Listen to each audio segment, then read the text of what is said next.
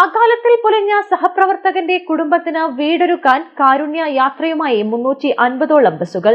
മലപ്പുറം ജില്ലക്കകത്തും പുറത്തുമായി വിവിധ ഭാഗങ്ങളിൽ നിന്നുള്ള യാത്ര ആരംഭിച്ച് കൈമൈ മറന്ന യാത്രക്കാരും ഉന്നമനത്തിൽ പങ്കാളികളായി. മഞ്ചേരിയിൽ ജംഷീറിന്റെ കുടുംബത്തിനായുള്ള യാത്ര RDO PCM Sherif flag off ചെയ്തു. Peace public school Kottakkal, nurturing world class leaders. Areekode നിന്നും മഞ്ചേരിയിലേക്ക് വരുന്ന സ്വകാര്യ ബസ്സിലെ കണ്ടക്ടറായിരുന്നു ജംഷീർ. കഴിഞ്ഞ ഡിസംബർ 28-നായിരുന്നു ലോറിയിടിച്ച് ജംഷീർ മരണപ്പെട്ടത്. മഞ്ചേരി നെല്ലിപ്പറമ്പിനടുത്ത് റോഡിലെ ഗതാഗതം തടസ്സപ്പെടുത്തത് പരിഹരിക്കുന്നതിനിടെയായിരുന്നു അപകടം നടന്നത്. ഇതോടെ ആനക്കയത്ത് വാടക വീട്ടിൽ കഴിഞ്ഞിരുന്ന കുടുംബം അനാഥരായി.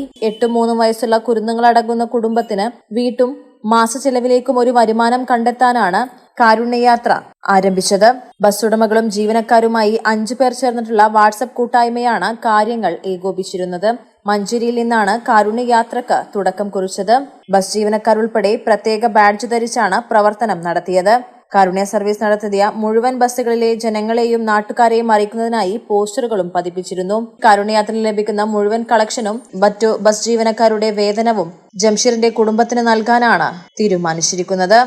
News desk, Malabar times.